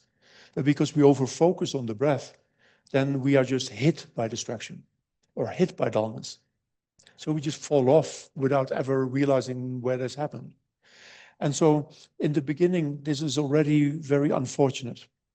So we need a broad awareness, where the breath is here or whatever we're meditating on, but we're also quite aware of what is happening around it, the subjective aspect. So that when there's like a darkness pervading, like when the object becomes unclear, for example, to know, oh, I need a bit more curiosity and wonder. And when it becomes too fluttery in a way, too effervescent, to think, oh, a bit more just leaning into the breath or whatever object you are having. Yeah. And so it gives you a habit. That is the function in the beginning of introspection. So introspection at the beginning plays an enormous role in checking your subjectivity. And at one point, other things start to enter that subjectivity, where a beginning sense of pleasantness, of wholesomeness arises. And you don't need to let go of your perception of the breath because, well, it is your mind showing you the breath. So it's not to hear the breath and then there's something else happening there. No, that pleasantness, as the other cognitive aspects, are in there. So you can happily observe the breath and being aware of the fact that it is somehow permeated by pleasantness. And that combination works quite well because then you look at the breath and you know, oh, that the breath starts to look quite like, wow. So it only deepens actually the breath. So you could switch, but that's complicated to begin in the beginning. Yeah. So almost always you use initially objects to generate calm abiding rather than the mind itself. or pleasant is the feeling in this aspect. Yeah. And so when you would leave external objects, then you would meditate on the nature of the mind and then permeate it again by pleasant feeling, rather than the pleasant feeling in and of itself. Yeah. So there's more struggles with it, but anyway, for the moment, it's quite enough. Yeah. Yeah. So here we. Oh, your hand moved. I thought. Oh, if you don't leave my flow of thought going, then you won't sleep tonight. Please. I think earlier you said that intent has a life of its own. Earlier today you said intent has a life Yeah. of its own. We will look at And it more. when I hear that, I kind of want to understand that more, because it almost implies that we can't direct our own intent. But I feel like we do that if, say, we notice our mind is dull, we try to do something to brighten up, or if, like in calm abiding meditation, they tell you to do certain things. If this happens, do other things when this happens, to like if it's sinking, we try to get it to not sink. Or so can you explain? It looks like that, but that is actually one of the problems that we have. I will explain it by way of the opposite side. Why does distraction work? There's many different reasons why it works. On the one hand, distraction works because we get sucked into a simulation. But there's something extra to it, and that even you can see even in neurological research. So on the one hand, there is a distraction, and there's a second distraction that runs after it. I'm thinking that is identification. And the identification is an afterthought. We have a constant eye and mind making running along.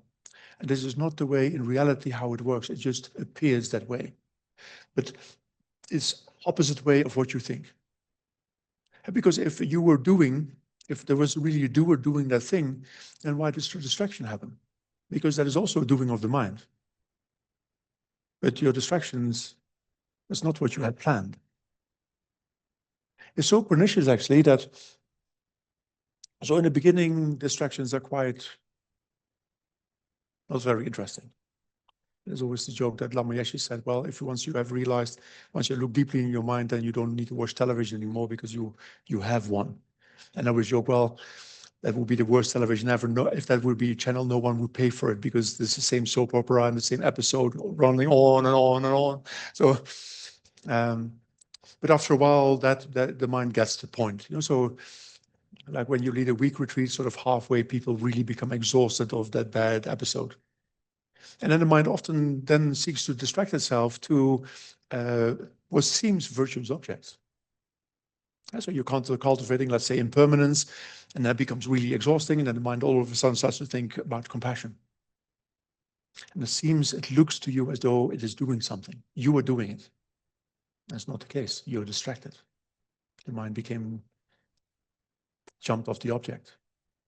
And that is why at the beginning of meditation, we normally formulate what we're going to meditate on. So that when we recognize when we're distracted, because that can be sometimes difficult to see. It isn't like when we're meditating, aren't we making that effort always, like to bring, like noticing when the mind is off this object and bringing it back? That's how they teach it, right? Like you notice when we're distracted, and then we bring the mind back to the breath. And then it gets distracted, we notice. So isn't that intent though? I mean, isn't that trying to? That's intent. But let's put it another way. Let's throw Nagarjuna into the Like, mix. if I didn't use intent at all, I would just go about life, like not trying to be virtuous, not, it's like- It looks like that. The problem is the Buddha needs to talk with unenlightened language. As I always say, like when I teach, half of it, what I say is a lie. And that's inevitable. Because my language forces me to say things in a way that do not convey the truth to me. It's not possible. There's no enlightened language that would make sense to us. So we have to talk in that way. There's no way around it. But if you look well, this is not the way it works. if you were doing, then you are also doing the distraction. And that is, for one thing, not true. And so often your mind does all kinds of things, and that should tell you enough that your intent is something in and of itself. In the same way that a car consists of parts, but the parts are not the car. The car depends for its function on the parts. Because otherwise you get into weird conundrums. And so there is intent, obviously, and then you say, well, I'm doing that. So then you have two intents. You're doing the doing. If you have a doer and a doing, then the doer is the doing. And then now if you ask yourself, well, how does the doer then the initial doing? You get infinite regress. So the problem isn't within our language. This is even in Western philosophy, there's people that have thought that. That's the problem between an object and its characteristic. These seem to be discernible. Is the distraction arising then just because of karmic imprint? I mean, it just arises. No, that's doing. But as a person, the person, you could say that the person is sort of like an emergent function. But for this emergent function, it depends on everything underneath. Like a car depends entirely on the underlying parts. They can do something together which they cannot do on their own. So in reality, what happens in deep meditation is that wisdom becomes the guide of intent. These two perform the agency. Your mind sees deeply what is valuable, what is true, and guides intent in the right direction. In the same way that distractions take your intent on a roller coaster as well. But where are the distractions coming from? They just arise on their own, not, I mean, it's. Yeah, they can arise from different reasons. On the one hand, habitual patterns, indeed, karmic imprints. Our mind is truly an addict. It is used to these bursts of short-term pleasure, and that is what distraction provides. And we experience these things as very pleasurable until they turn against us. They're quite costly. If the content turns sour, we are in a bad position. And so they happen on the one hand because we're addicted to them. They happen because habitual patterns. And there's also a deeper aspect, but that's more complicated, is that our mind is a way, you could say, a predicting machine. It's a predicting machine, a predictive. Neurologists can tell you that the mind actually predicts the next moment and then corrects its prediction by way of its input. So it's different than you think. You think you see the world, but that's not the case. It's created, and then the creation is adjusted by way of our sensory input. Yeah. And so when you look deeply, when the mind really calms, it's difficult to explain. Again, here words start to make very little sense. But what you see in the beginning, at one point, let's put it this way. In the beginning of your meditation, you just follow the object all the time. And that is the intent of the mind. That mind is intentional. As things appear to you as to invite a certain intent. That is why the cookies appear interesting and the flowers less interesting than the cookies. So that means that the way it appears to me, the way it is represented, implies an intentional activity. The mind becomes more inclined towards to the cookies than the flowers, or if I prefer the flowers, more to the flowers than the cookies. And so there's a relation between intent and the appearance of the world. Yeah. So you start to meditate, and in the beginning you drop off a lot. You just get lost. Yeah. On the one hand, to distraction, and on the other hand, into dullness, and that can be different reasons. When you force too much, when you impose too much, the mind will try to escape you. So dullness can be a form of what they call the desire of non-existing. When you become so frustrated, when the mind becomes so frustrated by the pushing, by the trying to do, that it will try to escape you. It will try to turn off. In fact, much of our distraction, like Netflix, alcohol, drugs, and so on, are forms of the desire to not exist.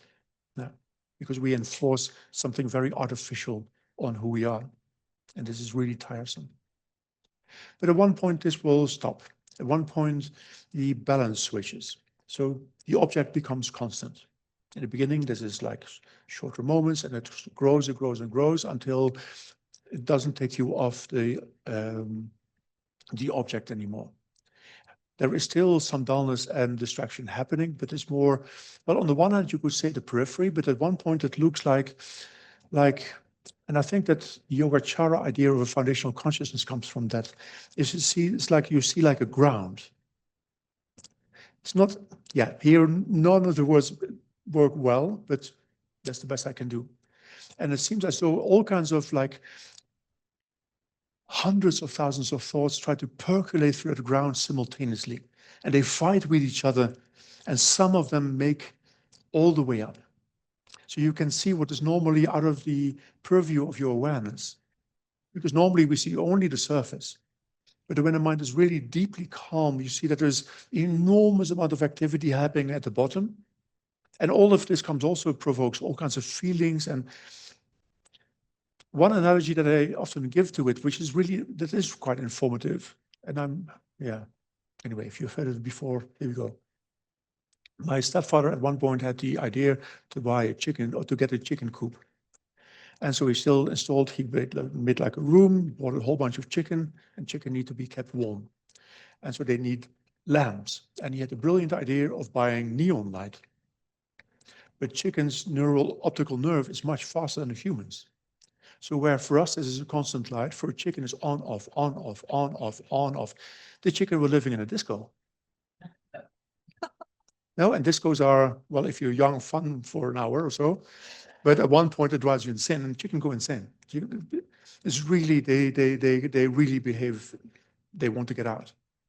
And so what you find at one point, and that is really a that's not, on the one hand, not so nice to see it, and at the same time, this leverages the mind almost instantaneously into a very different place, where you see that this constant percolating of activity with all the feelings that it causes like an underlying constant nervousness. And then all of a sudden you recognize this was always there. This is unpeaceful. And then the mind, this is an aspect of what we call renunciation, a definite emergence, that illusion is gone. Like this is not cool at all. And then the mind just sort of leverages itself into the next state, like this is not. And then a profound calm happens. Then the percolating stops. And then there is stillness beyond belief, nothing. And then wisdom knows this is it. This is wholesome. And then wisdom and intent guide themselves. And that feels truly like agency. Then you have a sense of what personhood means. As I said before, the person and the underlying things are not separate, nor are they exactly the same. They rise in dependence on each other. And that is difficult to explain in our language, because when I say, self and body and mind, we see in our mind two distinct things. That is what conceptuality does to us. That's not the way anything exists at all. So I can't find the person apart from body and mind. And yet body and mind are not person individually. None of that performs the function of a person. And vice versa. They interexist. But we add something into the mix. We add a puppet player into the mix. And that is, the puppet player is what creates our fear, because it's in our way of acting naturally. And that is where I gave that other example earlier on, that all the flow experiences, that is a good word for this actually. So when you are reading a fantastic book, or when you are writing that paper and your writing is going fantastic, or you're publicly speaking and your speech is just unfolding, when you look back at these experiences, there's no sense of I. And strangely enough, that feels like real agency. It feels powerful. So there is doing, and you can label on that person, that's fine. But there's no separate person that controls the doing. That's not the way it works. And that is what you see. And so there's many different ways to approach it. And I like the caretaker perspective. Like when I know under what circumstances my intent does what. And again, language makes it difficult to exist. It's a way of looking in a way. And like for me to be able to speak here all day long on my own, I know what my intent needs. I care for it. I give it what it needs, and so then I can here relax. I don't need self-awareness to function. In fact, self-awareness never really works. And I feel free because my function is happening. And it feels good when it is happening. It's like when you're running, when you're doing some marathon running. At one point, your body is just it's on its own. You feel like you're floating somehow. Yeah. And that's freedom. So there is definitely intent, there's doing. But our doing, again, has a life of its own, but it is encapsulated in the person. The person is the whole of which intent forms a part. But in and of itself, it's not the person. Yeah. So it's neither one with the person nor separated from the person. The person arises in relation to, amongst other things, intent. Yeah. So we have a mutual dependency relationship. That is the way it works, and that is why we can navigate our intent. We can use that mutual dependency. Yeah. But that means that there's no absolute control, but you can learn to navigate it. And that is why I give also the example of the surfing. There's no absolute control. But at one point, how to work with all the currents that are happening. That make sense? Yeah, thank you very much. Yeah.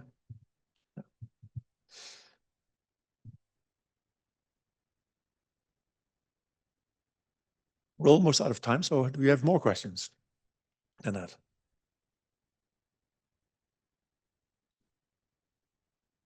There's one question in the back. Sorry. It's good exercise. Sitting down, getting up, sitting down, getting up. Thank you. If this gets too many words or sounds like manipulation, just tell me. But in thinking about the breath and thinking about it with curiosity and wonder, awe, I was thinking about that's how, and this is partly influenced like by Ram Dass, when he was asked what kind of qualities would he have approaching death. And he said curiosity was one.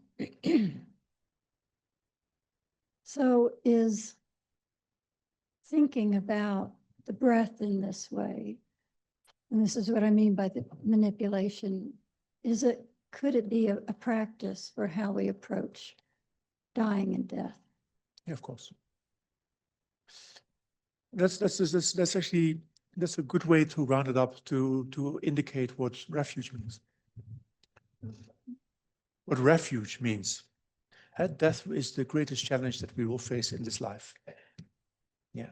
When it comes our way, we don't remember that during the last time around. So of many things we have experiences, we are prepared, and no matter how much you talk about it, yeah, we will never be entirely prepared. There's something coming our way. That's awesome.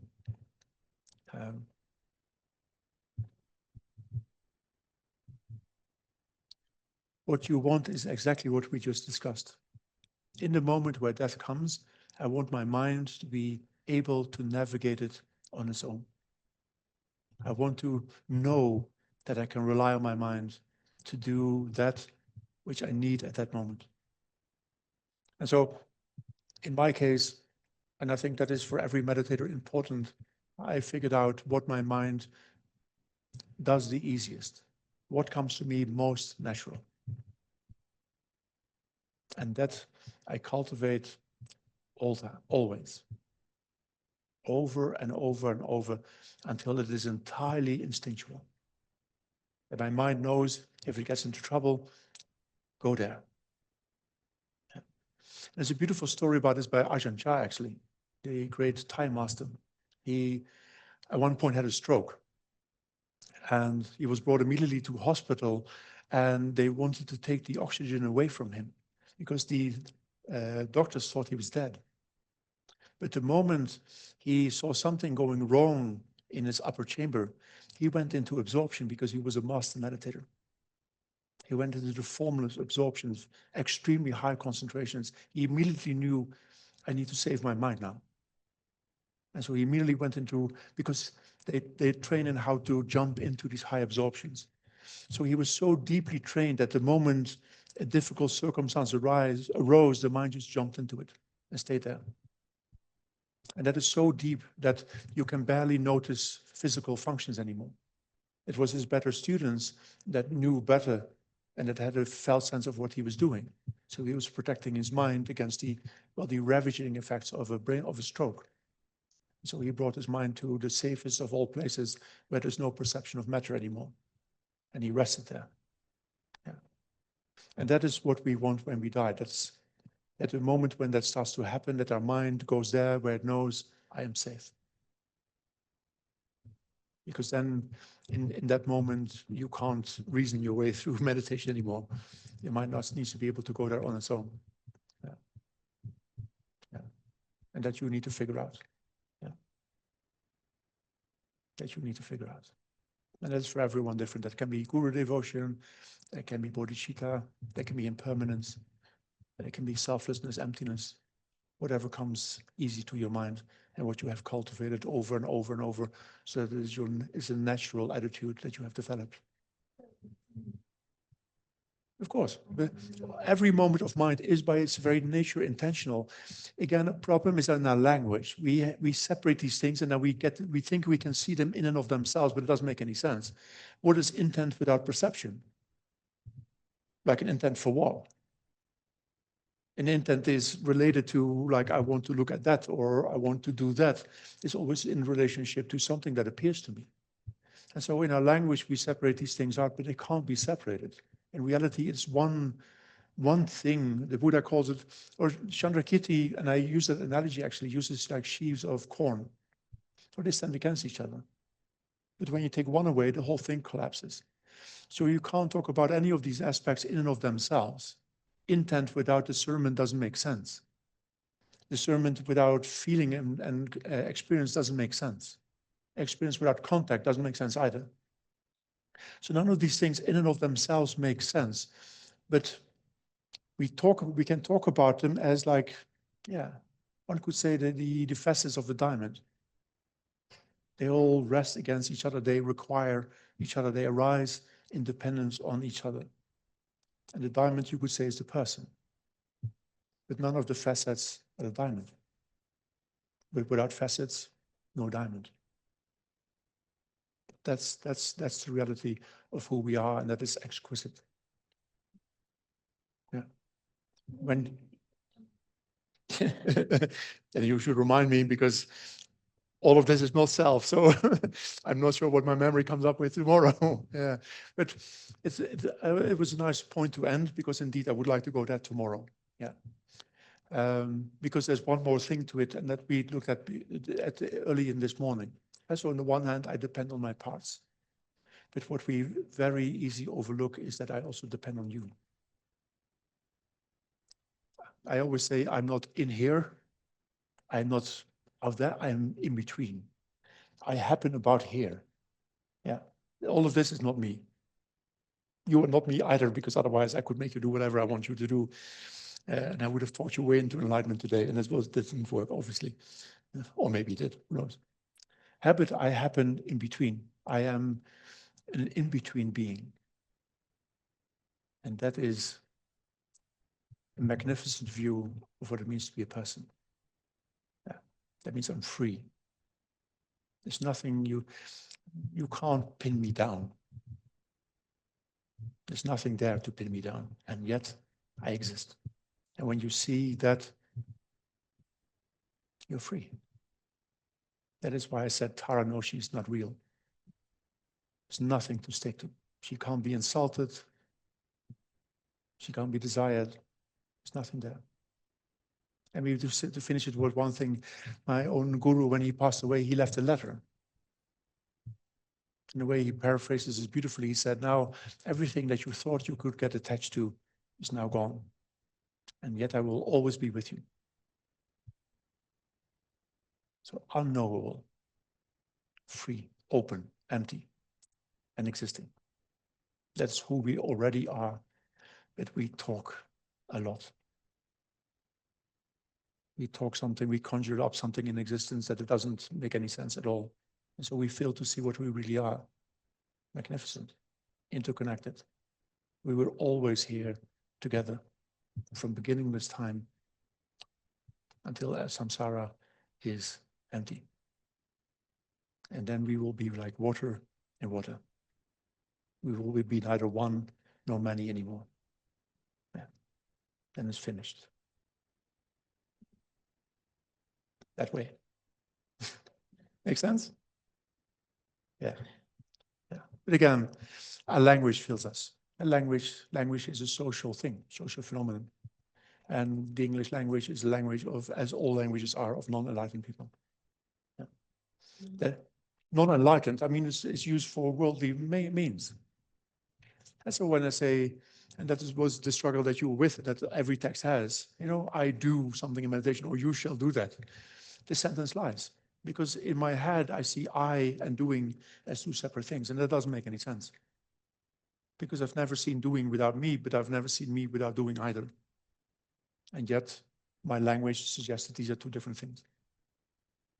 And so language causes the problems. And if you're doing the in-depth meditation training, we will joke a lot with Nagarjuna next after the winter break, because he plays it exactly out. For example, he comes up with the runner and the running, and the place where he's running. Yeah, in our head, we can separate the three, but it doesn't make sense. You can't separate them. We played earlier with the giver, the giving, and the receiver. In our head, we can see three different things, and yet no one has ever seen them separated from each other. That's not possible. So our language creates artificial problems and imposes something on the world. It makes a world of things. But from a Buddha's perspective, these things are unreal because it creates boundaries. It's like, we are like children. What does a child do when they first learn to draw? Boundaries. It's the outside. And that is exactly what our concept does. It creates boundaries. I'm here, you are there. But in reality, that makes no sense. In fact, I used to enjoy my flow of thought for a moment. I've never, when I focus on you, I've never seen you outside of myself. None of us have ever seen an independent external world that we observe. I know one thing, there is an experience of you. And that experience is in the middle of me. So how are we separated? Then we start to understand something about the world, the way the world really exists. And that is magnificent, but it's not an object, as the great Master Shantideva says, it is not an object of our intellect, of our conceptual intellect. It can't go there because it lies as much as it indicates. So you can only sort of circumnavigating it. It's like the same thing with this object-subject dualism. There is no subject without object, and in reality, vice versa. And so I have this sense that I am looking, and my looking precedes what I see. But when you think about it, it doesn't make sense. What is an awareness without something known? It's incoherent. So the world is quite exquisite, but not what we see. Yeah. What Tara sees is exquisite.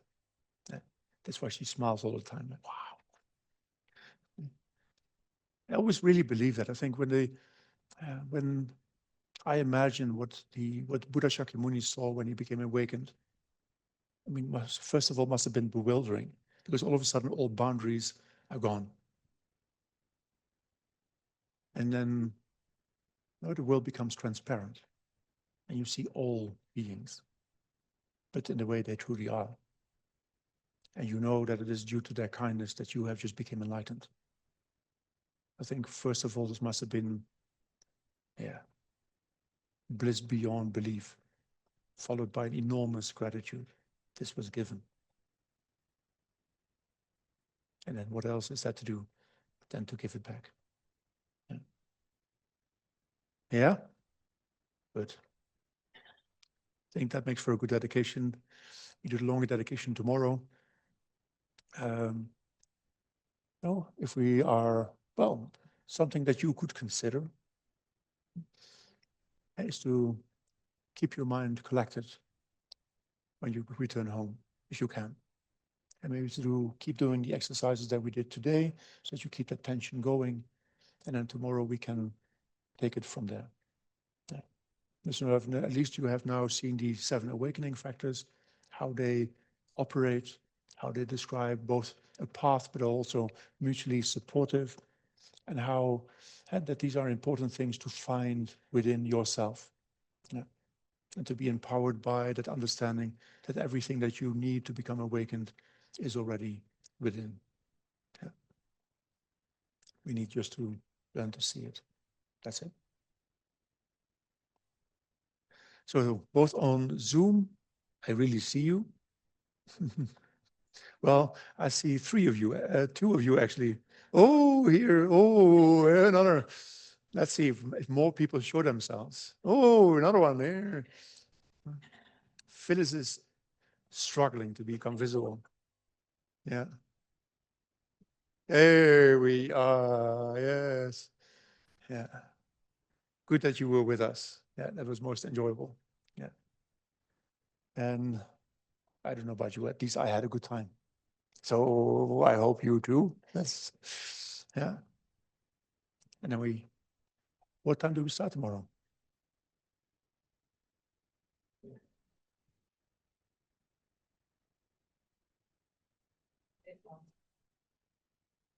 How so you can sleep in?